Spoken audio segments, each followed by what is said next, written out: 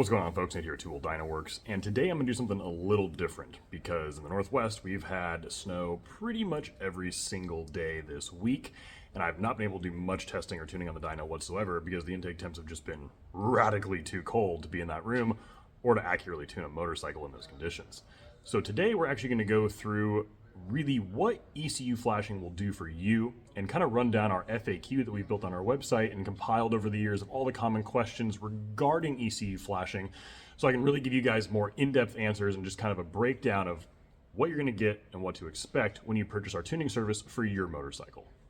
Now, before we get into anything related to tuning, we got to cover something here real quick because it is important for all of us to understand, and I'm just going to read it straight off of our website, exactly how it's written on all of our tuning products and services that we offer to you folks. All of our products are intended for closed course competition use only. Use of any of our products or tuning services for any purpose other than that is strictly prohibited. By purchasing any of our products or tuning services, you're acknowledging that that product and or tuning service is being purchased for race use only, and this vehicle will never be used on public roads or lands. Such use is completely prohibited by federal and most state emissions compliance. Okay, now that we've got that out of the way, let's go ahead and dive into the meat and potatoes of what we're trying to get to here. So first and foremost, most folks want to know what is actually getting the ECU properly flashed going to do for my bike or for me as the rider when I'm on it. And the answer, to put it most simply, is that the bike is going to run massively smoother, stronger, and cooler than it ever has before.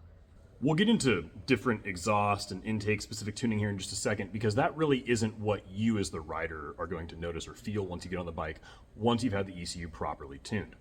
Regardless of any intake or exhaust modifications, almost all modern motorcycles are heavily restricted for the North American and US markets right off the showroom floor.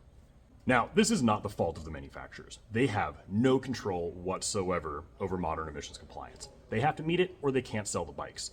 So the way that most of those manufacturers have gone about meeting modern emissions compliance is to either dramatically neuter the electronic throttle-by-wire mapping. So when you're asking the bike to give you 100% throttle, you're often not getting anywhere near 100% throttle till way up at the top of the RPM range, or the opposite, where they give you the 100% throttle and then all of a sudden at the top end, they really shut the plates down.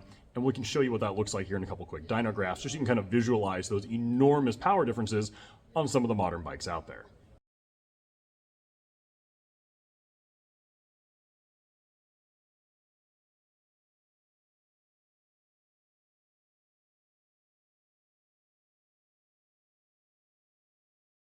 Now, that does not only apply to wide open throttle performance. It's very difficult on a dyno to show you anything that is part throttle, so anywhere that's not on the throttle stop, because a steady state dyno is measuring wide open throttle performance most easily. You really have a tough time trying to target like specifically half throttle or 3/4 throttle or 1/3 throttle and show that in a graph, especially on modern throttle by wire controlled bikes, because the throttle opening isn't static. Most modern throttle by wire bikes are not a linear curve, so even though you're holding the power at say maybe half throttle, you're probably only getting like 20 or 30% at the low end of the RPM range, and you might be getting more like 60 or 70% at the top end. So I can't really show you that, but what I can tell you is that from a throttle by wire mapping standpoint, the restrictions are not only in place at the top end or the bottom end at wide open throttle, they're there everywhere. And that is why so many of our customers experience such a massively more connected feeling when they're riding the bike once they've had the ECU properly flashed, because the throttle now does what you're asking it to do. The other way that manufacturers have had to go about meeting a lot of this emissions compliance is with ignition timing. Ignition timing advance is a critical part of tuning any modern internal combustion engine, and in a layman's terms, the quicker and hotter you can burn the fuel, the more cleanly it will combust, and therefore the more cleanly it will come out the tailpipe. That's not what you want all the time when you're riding a bike. Oftentimes what you're feeling as you're slowly trying to roll on the throttle on many modern bikes and it feels twitchy or hitchy is a ton of way past optimal ignition timing in that area, because that's where the manufacturers have to clean up the burn as much as possible. That does not give you a nice connected and smooth throttle response. So we go through and customize all the ignition timing curves, so as you're rolling on the gas, you get a nice smooth and progressive throttle, And then on the flip side of that, at wide open throttle, they often have to neuter a lot of the additional ignition timing they would like to be putting in there from the factory, again, purely to meet emissions compliance, because at certain power figures, the things just don't burn that cleanly. And we're not necessarily talking about specifically things like CO2 or hydrocarbons, but they're also looking at things like nitric oxide, for example, which I'm not really going to get into specific 5-gas analyzation here in this particular video, but more ignition timing generally increases nitric oxides. They can't have that. There's a federal standard they have to meet. So they really just can't do what they want to do with the ignition timing curves anywhere. It's as good as it can possibly be while meeting the strict emission standards that manufacturers now have to comply with, but it is way far from optimal. So now that we've covered sort of what you're going to feel and experience once you have your ECU properly flashed for your bike by someone like us here at Wheel DynoWorks, let's dive into our next most common question that we see probably 200 or 300 times a month as of the time that we're filming this video here at the start of 2025. And that is, do I need to flash my ECU or have my bike tuned for my aftermarket intake or exhaust system? So in almost all cases, the answer is no. You don't have to or need to get your bike properly tuned if you modify the intake or exhaust system. It's still going to combust fuel. The engine will still run. However, you are dramatically changing the airflow through the engine, whether you're uncorking the intake or the exhaust or both, when you modify those systems. And the ECU does not have any good way of knowing that you've done any of those modifications. So all of a sudden the fuel mapping and the ignition timing is not going to be optimal for your new intake or exhaust combination. In many cases, the bike will still run okay and you're not going to have any problems. In extreme cases, you can burn up the valves pretty quickly or run into serious pre-ignition and detonation issues from lean combustion due to the improved airflow that you've added now through the engine and no proper fuel mapping to match those modifications. Now that answer leads us right into the next most common question that we get, usually directly after that second question, which is, but how does my bike not adjust for the fueling needs as I'm riding it? It has no O2 sensor. Doesn't it do that by itself, just like a car or a truck? The answer is not exactly. In general, motorcycle engine management and electronics are about 15 to 20 years behind the automotive industry. In the automotive industry, light truck industry, for the last, really since like the mid-2000s, pretty much everything has had sophisticated wideband air fuel sensors, so the fueling needs of the vehicle are determined by the target in the ECU itself for those vehicles, and it will self-adjust appropriately.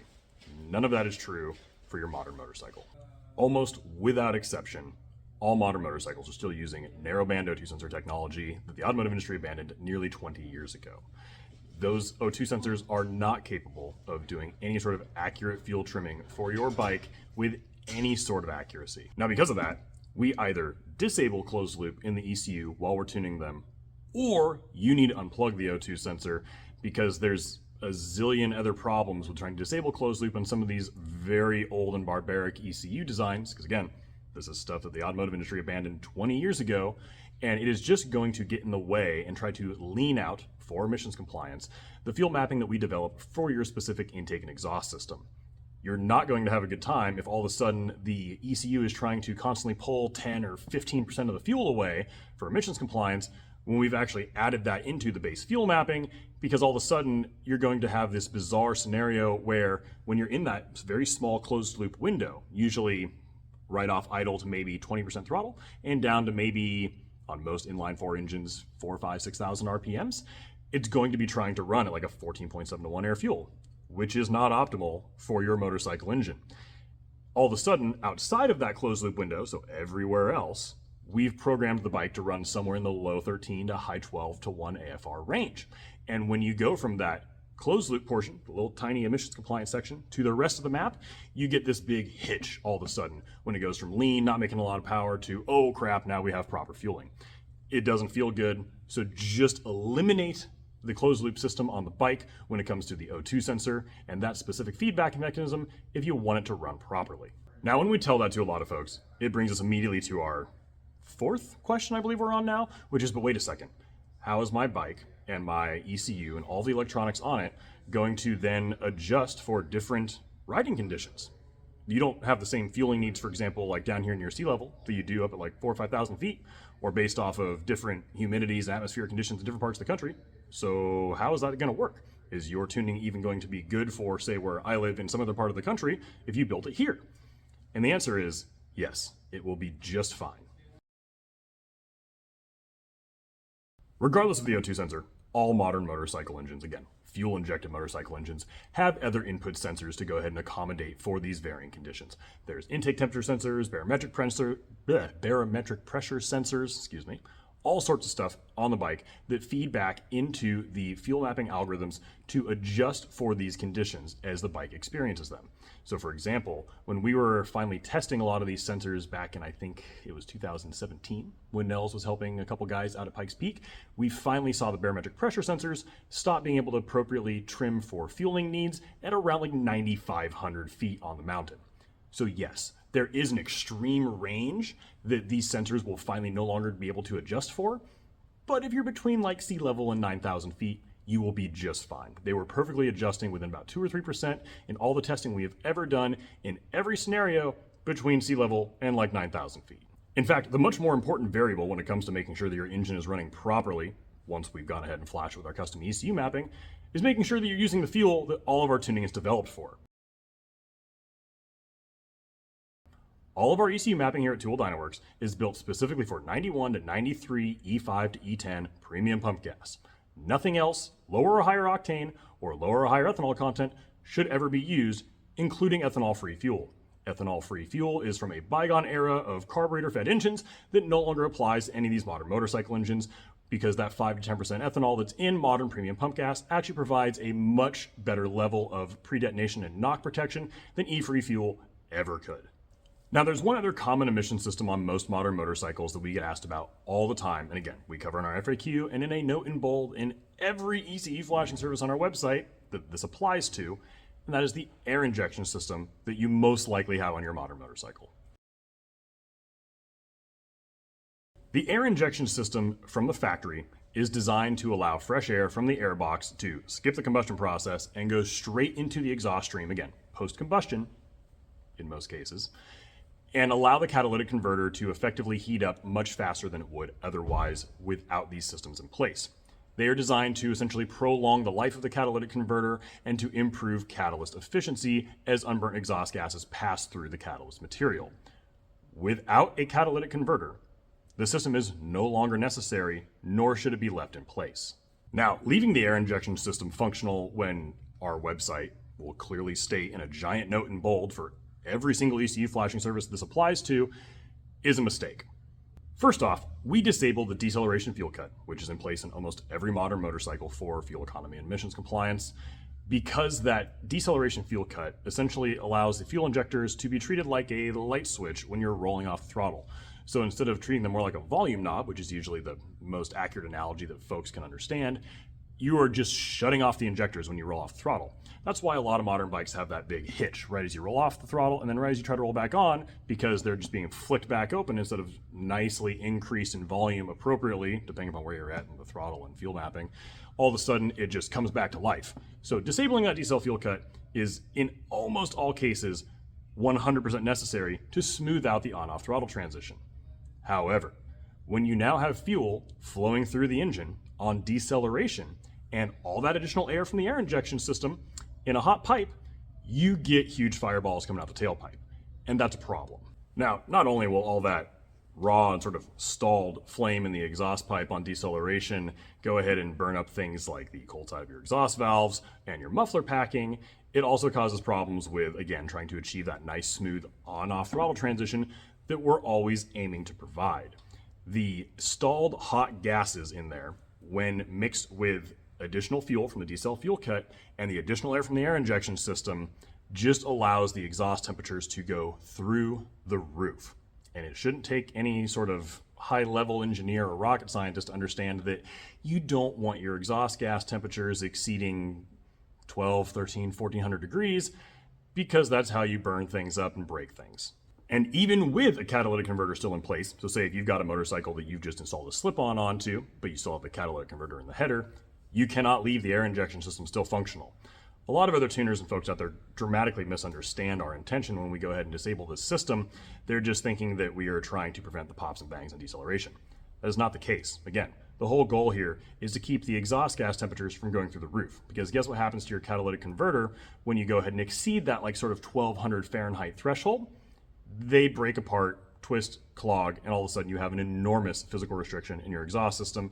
Your bike will not run well. It will massively lose power, and your fuel economy will be effectively obliterated. Eventually, when folks ignore this rule, or instruction I should say, that's on our website in giant bold notes in all of our ECU flashing service product descriptions, the bike just won't run at all because you've effectively completely plugged the exhaust system with that broken and melted down catalyst material. So just follow the instructions on our website when it comes to the air injection system. If you don't, you may get some cool fireballs in the meantime, but you're going to have a bad time in the long run.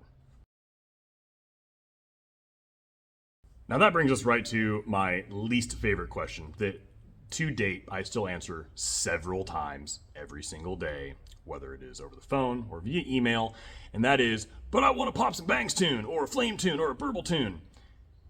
I am sorry, I'm not actually at all. You can't get that here. We do not develop our custom ECU mapping with any other intention than maximizing performance and improving rideability and engine longevity. Pops and Bangs, Flame tunes, Burble tunes, whatever you want to call it, do not improve engine longevity. They reduce it. I could actually spend probably an hour discussing the downfalls of this phenomenon that people have become obsessed with. But I'll make it really simple for folks to understand to the best of my ability in a short period of time here. Combustion gases inside the cylinder are roughly 2,000 to 3,000 degrees Fahrenheit. And inside the combustion chamber, so when the piston is approaching TDC or at TDC, the cylinder head, the piston, and the cylinder walls are all designed to see those temperatures. It's okay. That's what they're built to do. The post-combustion gases, so after combustion has occurred, the piston's now being forced back down and the exhaust valve opens for those gases to exit the system, are more like 600, 700, 800 degrees Fahrenheit in most gasoline internal combustion engine applications. What tuners are doing when they create this intentional Pops and Bangs, or Flame or Burble tunes, again, whatever you want to call it, it's all the same thing. It's all done the same way. They are so dramatically retarding the ignition timing advance that it's no longer occurring appropriately as the piston is approaching top dead center.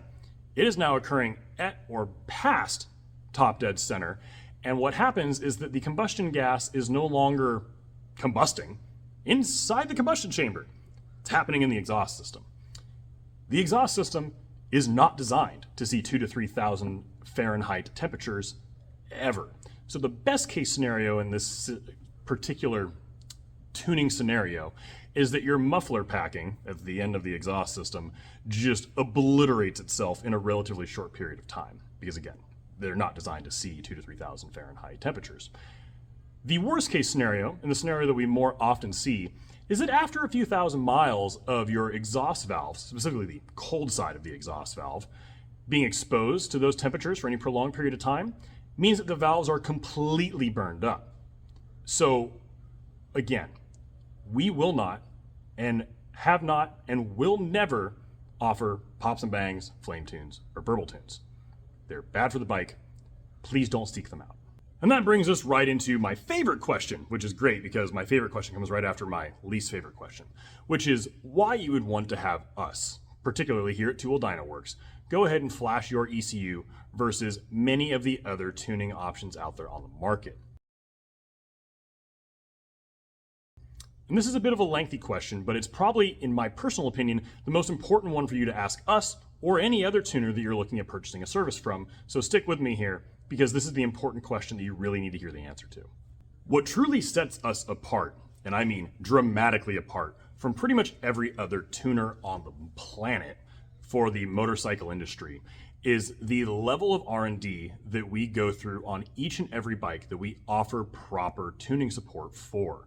Most tuners are getting one exhaust system on one bike, tuning it on their dyno, and then offering that mapping that they developed on their dyno for that one system to all of their customers for all of the potential intake and exhaust combinations you could have on that bike.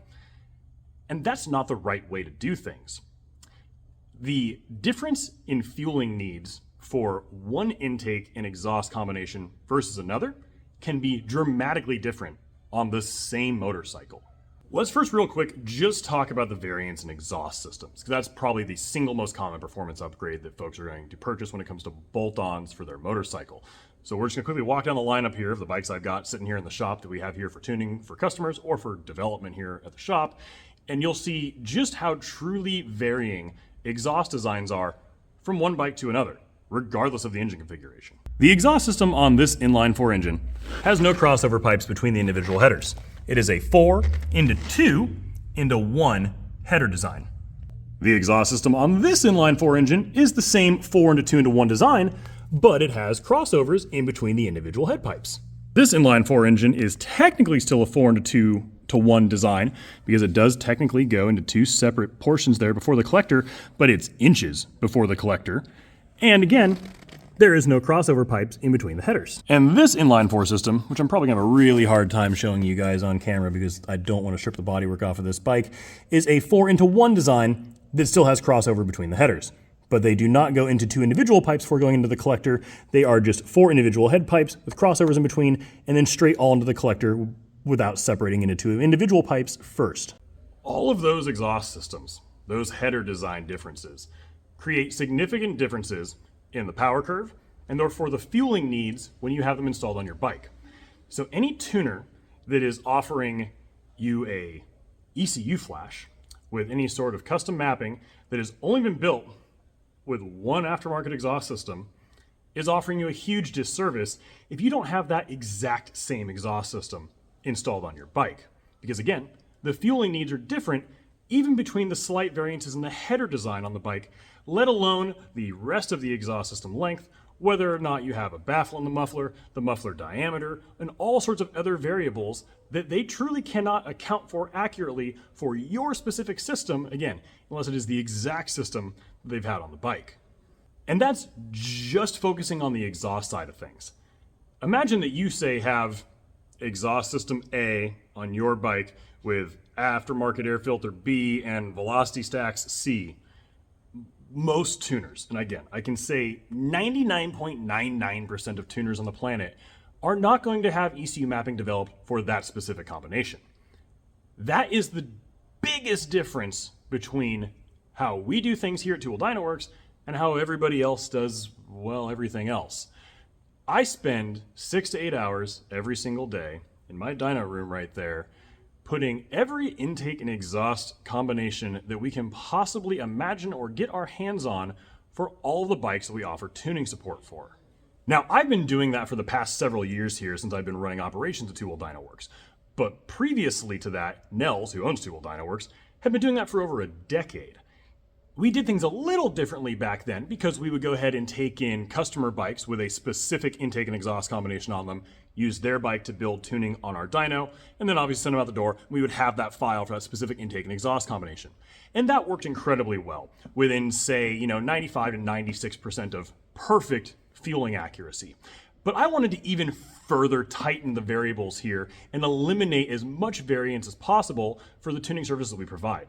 So now we actually go ahead and purchase every new motorcycle that we offer tuning support for ourselves. So there is no more mileage variance. There's no more maintenance variance from the bikes that are coming in. There's no more variance in the fuel that people decide to have in their tank when they come on in. None of that is a problem for us because I spend $100,000 to $200,000 a year on new models here at Wheel DynoWorks, and then we put all the intake and exhaust systems on them ourselves. So there is not a single variable from break-in of the motorcycle until we're done with our tuning R&D that we cannot perfectly control here in the shop. And we also take things one step further than just building the fuel mapping on our dyno. A lot of modern engines, especially those that are fed by ram air boxes, so any modern intake that has a ram air cone in the front of it essentially, that provides some level of positive pressure or charge into the intake at high speed. Those systems cannot really be accurately dialed in on the dyno. I see all sorts of tuners posting videos all the time of, say, a Gixxer 1000 or a ZX10 or a CBR 1000, whatever it is, with a ram air style intake, and they're tuning the thing to a perfect 13.2 to 1 air fuel on the dyno. And that's great if the bike's not actually going through the air at 180 miles an hour.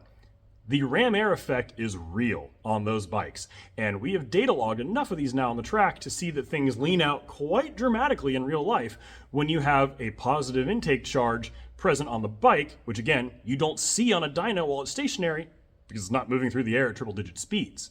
The fans on the dyno do an okay job of packing the intake with nice cold air that's a little bit less heat soaked than the rest of the room or the engine, but it is not a good simulation for a proper ram air effect on a track. So for the past several years, all of the tuning that we develop here at Wheel DynoWorks is not only done in our dyno room, it's done on the track, which is why I spend 20 to 30 days a year out at the Ridge Motorsports Park and Pacific Raceways data logging the tuning for all of the bikes that we go ahead and buy every year and offer tuning support for. It's a great excuse for me to get out there to the racetrack, and I love it, but more importantly, it provides you guys with actual data logged fuel trims that you simply cannot get proper data for on a dyno. It also allows us to test, again, on a closed course, which is what all of our mapping is developed for, at an incredibly high speed and aggressive riding style, the effect of our ignition timing curves and our throttle-by-wire mapping.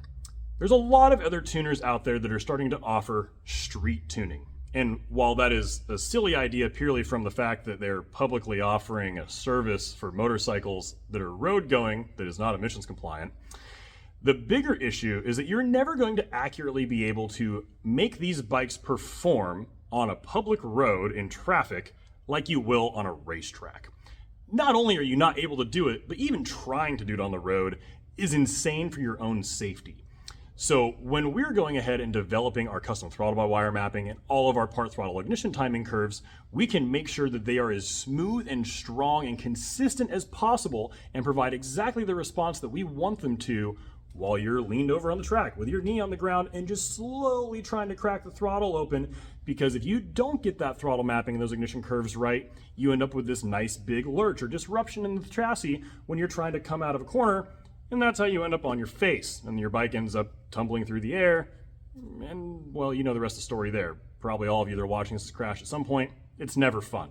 So with our custom ECU mapping for your bike's specific intake and exhaust system, not only are you getting custom fuel, ignition, throttle-by-wire, engine braking mapping that we've developed here in-house on our dyno, but those maps have also then been refined and tested and data logged on the racetrack. And you just will not find any other tuner out there going through that level of R&D for your bike's specific setup to make it respond as smoothly and strongly as possible in all riding conditions. Now, a lot of times once we explain that to folks, especially when we explain it in public forums or social media groups, there's always somebody that chimes in saying, oh, but it's still never going to be as good as having it done on a dyno. And that's simply not the case. That couldn't be further from the truth, actually, when it comes to most modern motorcycles. Because not only have we just covered that with any high-performance engine with a ram air intake, you simply can't properly adjust fueling on the dyno for them at high speeds, you can't also replicate the throttle-by-wire mapping or the ignition timing curves that we develop here at Wheel DynoWorks just on a dyno. If you're taking it to a dyno tuner, that means they're only tuning the bike on their dyno. They're never going to be able to replicate or dial in the part throttle, mid throttle, roll-on mapping that we've built here at Wheel DynoWorks because we build that out all on a racetrack as well as building it initially on the dyno. So yes, if you in some bizarre situation were to assume that you have a motorcycle without a ram air intake, so a sealed air box, the variable of fueling itself would be maybe slightly more accurate if dialed in on a dyno, but because, again, we develop all of our fuel mapping for each specific intake and a specific exhaust system for each specific bike that we offer tuning support for, that variance is usually 2 to 3% at the most. And a 2 to 3% variance in fuel mapping, even on a bike that makes 200 horsepower. So let's say the optimal fuel target for that bike is 13.1 AFR. And instead of running at 13.1, it's running at 13.3, or on the other end, slightly too rich at like 12.9. The difference in power at wide open throttle on that 200 horsepower bike is 1 horsepower, which you're just never going to feel. So yes, in that very bizarre and almost completely unapplicable scenario of a sealed airbox and fueling on a dyno, yes, there is a slightly better chance that the fuel mapping that your local dyno tuner is going to develop for you could be slightly more accurate, but it just doesn't matter because you're missing the rest of the equation. They can't get the ignition timing dialed in for you. They can't get the engine braking map dialed in for you because you can't simulate deceleration properly on a dyno. And they're certainly not going to get all the part throttle-by-wire mapping properly dialed in for you. So ultimately, the end result is a worse quality tune than what you'd have got from someone like us. And you truly do not need to take my word for that. You can go onto our Google or Facebook and you can find hundreds of reviews of folks saying the exact same thing. There are tons of folks out there that we help every single week that have had their bike tuned on a dyno and they're not happy with the results. They take it back to that same tuner and they're still not happy with the results. For all the things that I just explained. And again, the reviews are out there. You're more than welcome to read them for yourself. So to summarize, and thank you for sticking with me because I know that was a long answer to my favorite question, you just won't find higher quality intake and exhaust specific ECU mapping for your bike anywhere else than right here at Wheel DynoWorks if it's a bike that we offer our mail-in ECU flashing service for. And that is something that I can truly guarantee because nobody goes through a tuning development process quite like we do. So one of the other common questions we get, because people just, well, don't seem to read all the fine print anymore, and I don't blame them, I don't read the fine print on most things I buy either, is will you have a check engine light once you go ahead and get your ECU flashed? And the answer is maybe. If there's going to be a check engine light, there will be a big note at the bottom of our website in that specific bike's ECU flashing service product description, and it will clearly state that it is a temporary light. Most modern Euro 5 and Euro 5 Plus compliant ECUs, when they're powered up outside the bike, all of a sudden throw faults for everything under the sun that they're not plugged into because, well, your bike's not sitting right here. So yes, you will have a fault code or several fault codes present for probably 2 ride cycles, but after 2 ride cycles, the codes do self-clear. If you, for some reason, have 4, 5, 6 ride cycles on the bike and you still have a check engine light on, then you've done something wrong. With any of our custom ECU mapping, if you go ahead and properly follow the instructions on our site for your specific bike when it comes to what emission systems you need to physically disable, like unplugging the O2 sensor or plugging off the air injection system, you will not have a check engine light after 2 or 3 ride cycles. If you do, feel free to email us support@wheeldynoworks.com and we can point you in the right direction for helping you troubleshoot the problem you've created for your specific bike, because there's lots of common mistakes that we see people make all the time when they have these bikes apart and they're putting them all back together once they're done modifying them and reinstalling their flashed ECU. Another common question that we get for a lot of folks out there, especially in the last couple of years, is where can I find the results of my bike on your dyno? What am I going to get specifically in terms of raw power? Why can't I find a video for it on your YouTube? Well, we really did not jump into using YouTube until like the last couple of years. And it really wasn't until like the last 12 months that I've truly had the free time as we've expanded our staff and operations here to go ahead and be able to actually make this type of content and share it with you guys. So in the past, most of the tuning results were shared on our Facebook and Instagram in just quick sort of pictures and pictures and write-ups of dynographs and explanations of what we've done and what we're doing. But we've also gone ahead and put up dynographs for just about every single specific gear, make, and model we offer support for on our website. So if you don't see it on YouTube and you can't find it on our Facebook or Instagram, it's just that we did not have the time truly with the staff that we had here in previous years to go ahead and share the results with you guys in any sort of large social media format. You can almost certainly find the wide open throttle dynographs for your specific year, make, and model, if we offer tuning service for it, on our website in the specific tuning service product description. Now, a lot of folks will also ask us, I don't see my bike on your website, so their bike isn't listed in our Fitment finder. All the bikes that we support mail-in ECU flashing service for are listed on our site in our Fitment finder. So if you go to the website and punch in your year, make, model for your specific bike and you see a tuning service listed for it, no problem. We've got an incredibly high quality tuning solution for your specific setup. If you do not see your bike listed on our website, we cannot offer a mail-in ECU flashing service for you. Now, a lot of folks go, well, why not? Why haven't you built tuning for this? A lot of times it has nothing to do with us, folks. For a lot of modern motorcycles, it takes a long time for the software developers to figure out the correct read and write protocols and the initialization procedure for these modern ECUs. So most often, there simply isn't high-quality tuning software available for those bikes. In cases that there are, and it's still not listed on our website, there's often just not a high-quality bench protocol or harness set up for those ECUs. So sending me the ECU is pretty useless if I don't have a bench harness that I can actually plug into and communicate with the ECU with. So in either scenario, if you're curious if we can still tune your bike here in-house on our dyno, you are more than welcome to email us at support@wheeldynoworks.com, and I will happily respond with what your tuning options are for that bike. Now, as we're getting here toward the end of our common questions, I'm going to make these shorter and shorter because I know this video has kind of gone on for a long time at this point. If you see a bike on our website that we go ahead and offer tuning support for, and you're somewhere here on the West Coast and you just want to ride on over or drive on in instead of mailing us your ECU, no problem. For any bike that I list on our website, you are more than welcome to swing by anytime during business hours, and either myself or my staff will go ahead and get it flashed for you while you wait. No appointment is necessary. And for those of you outside North America looking to take advantage of our mail-in ECU flashing service, I am sorry, but we simply cannot offer our ECU flashing services outside of North America, nor should any other tuner in North America be offering their services to you either. That is due to two simple facts. One, here in North America, the bikes that we have for testing and tuning development are specific to the North American market. So the emissions restrictions in place here in North America are not necessarily the same, and most commonly are not the same as the bikes that you may have in the European market, the Asian market, the Australian market, wherever else in the world you may be. So the ECUs that you have in your bike are not the same ones we have here. So we can't build proper mapping for them because we don't have those ECUs. Even if we did have those ECUs, or some other shop claims to have access to those ECUs, do not go purchasing tuning built outside of your specific emissions market.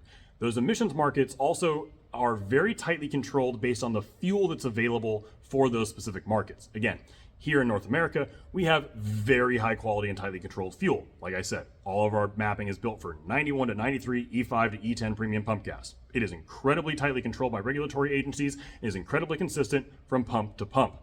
The fuel that you have in Europe or in Asia is completely different from both a blend and octane standpoint, and the fuel mapping that's developed by any North American tuner is not going to be accurate for that fuel, period. Now, a lot of folks want to know specifically what maps that we modify in each ECU. And I actually have that listed in every single ECU flashing product description on our website. So again, go to our website, wheeldynoworks.com, go to your specific year, make, and model, and the flashing service listed for that bike, and there you will have a list of all the custom maps and parameters that we modify for each of those bikes specifically.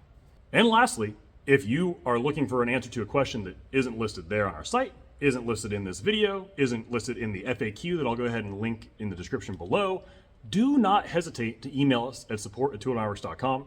I personally answer any of all tech support questions that come through the shop here every single day that we are open, and I am truly always happy to help get your bike properly tuned and dialed in.